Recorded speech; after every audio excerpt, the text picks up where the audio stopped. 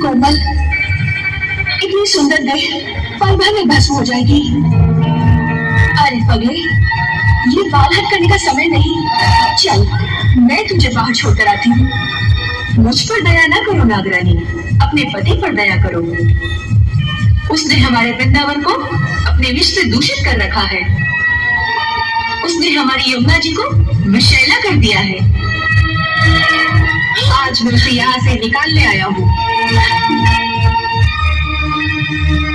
कौन है जिसने हमारे विश्राम में भंग डाला है? कौन है? कौन है?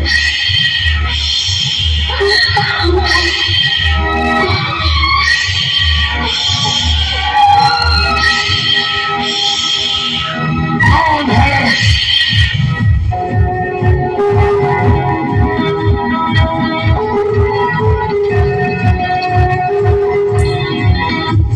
ये जीवित यहाँ तक कैसे पहुंच गया? इसे यहाँ कौन लाया है?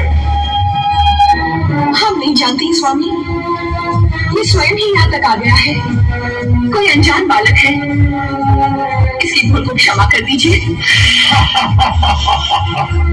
क्षमा करना हमारे स्वभाव के विरुद्ध है, और ये तो स्वयं ही काल का ग्रास बनने आ गया है। कौन हो तुम? कृष्ण। कृष्ण? कौन कृष्ण? वह कृष्ण जो काल का भी काल है। वह कृष्ण जो तुम जैसे दुष्टों का विनाश करने के लिए धरती पर अवतीर्ण हुआ है। हमें पहचानो सर्पराज, इससे पहले कि तुम्हारे ही दुष्कर्मों की अग्नि तुम्हें ही भस्म कर दे, हम तुम्हें एक अवसर देते हैं कि तुम अपने अहंकार को त्याग कर सच्चे हृदय से हमारी शरण में आ जाओ। हम तुम्हें समस्त पापों से मुक्त करके क्षमा कर देंगे। हमें दया की भीख मांगने को कह रहे हो, जबकि इस समय तुम्हारे प्राण हमारी दया पर निर्भर है। उदंड बालक, जब किसी प्राणी के सर पर काल मंडराता है तो उसकी बुद्धि भ्रष्ट कर देता है। देखो मृत्यु कैसे आती है। नहीं स्वामी, क्षमा क्षमा कर दीजिए, बहुत भोला बालक है। हट जाओ रानी, मृत्यु उसके सामने खड़ी है, अब इसे कोई नहीं बचा सकता। वास्तव में मृत्यु अब तुम्हारे सामने खड़ी है और हम तुम्हें अब भी बचा सकते हैं। हाँ।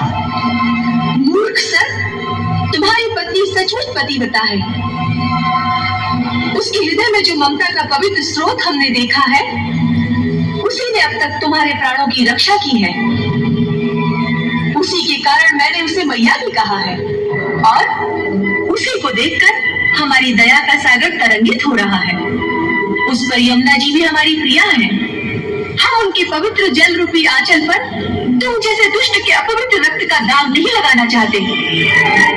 इस अवसर का लाभ उठाकर सच्चे हृदय से हमारी शरण में आ जाओ। हमारी करुणा का द्वार सर्वदा खुला रहता है। बहुत हो गया, अब तेरी अंतिम घड़ी आ गई है।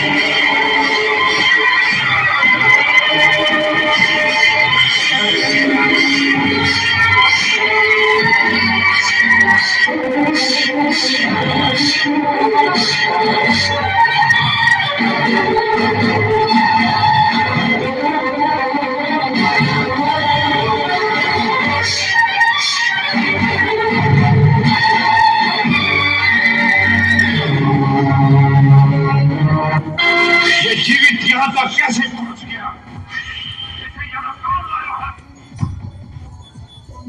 जानते हैं स्वामी, ये स्वयं ही यहाँ तक आ गया है।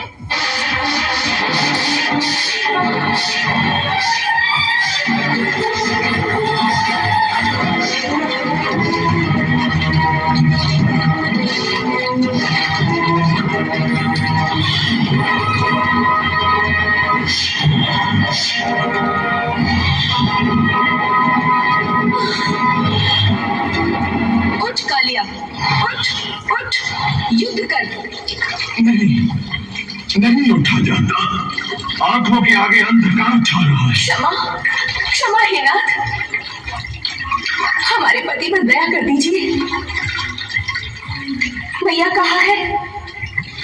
तो मैया को विधवा मत करो।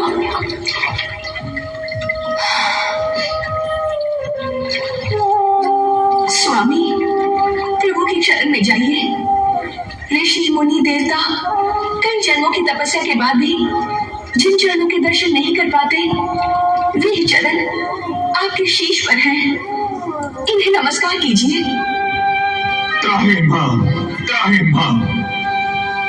हे देवता, मैं तुम्हारी शरण में आया हूं। मेरी रक्षा करो, रक्षा करो, रक्षा करो।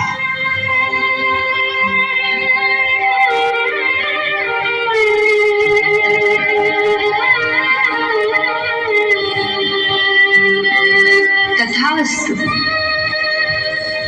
जाओ सर्पराज, मैं तुम्हें जीवन दान देता हूँ, परंतु एक शर्त पर कि तुम यह स्थान छोड़कर यमुना जी के रास्ते समुद्र के मध्य में स्थित रमणक द्वीप पर चले जाओ, जो महान सर्पों के रहने का एक स्थान है। परंतु स्वामी, वहाँ मुझे आपका वाहन गरुड़ जीता नहीं छोड़ेगा। भगवान, पहले मैं उसी रमणीक द्वीप पर अपनी प्रजा के साथ रहता था। तब एक बार जब गरुड़ जी मेरे प्राण लेने मुझ पर झपटे, तो उनके भय से मैं अपनी पत्नियों सहित यमुना के रास्ते इस कुंड में आकर छुप गया। आप तो जानते हैं कि सौरभ मुनि के श्राप के कारण गरुड़ जी इस यमुना के कुंड में नहीं आ सकते। इसलिए अपने प्राणों को बचाने के लिए मैं यहाँ आकर छुप गया हूँ। नहीं नागराज, अब गरुड़ तुम्हें कुछ नहीं करेंगे। अब तुम्हारे फलों पर हमारी चरण धूलि देखकर गरुड़ तुम्हें मारने की जगह इस चरण धूलि को नमस्कार करेंगे। जाओ मैया, अब रमणक द्वीप पर अपने पति के साथ निर्भय होकर विहार करो। उठो कालिया, अब हमें बाहर लेकर चलो।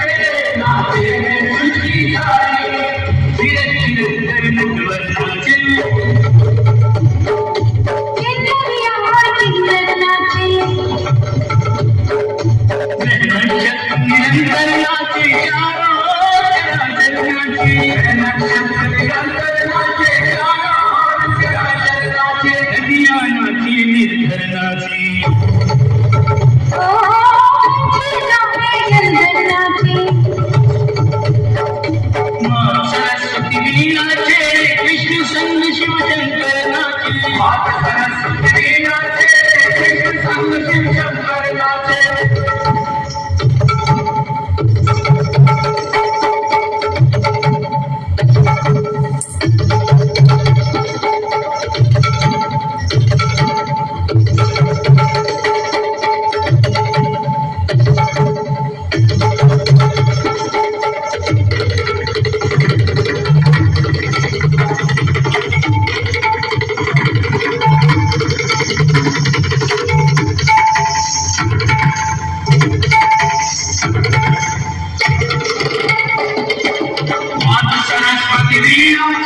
कृष्ण संग शिव शंकर नाचे, करते घोष मिलके,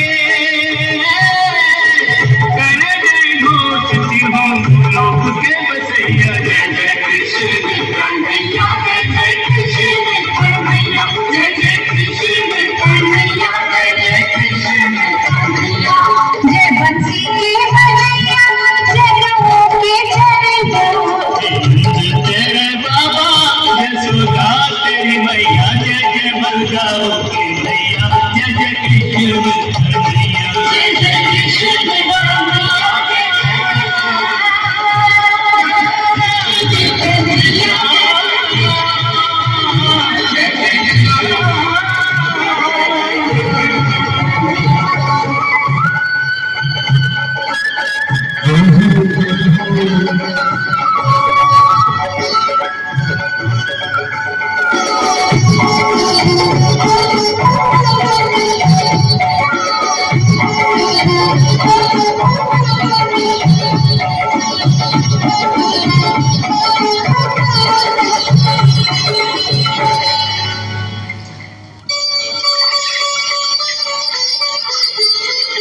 आप यहाँ से चले जाओ नागराज, तुम्हारा मंगल हो।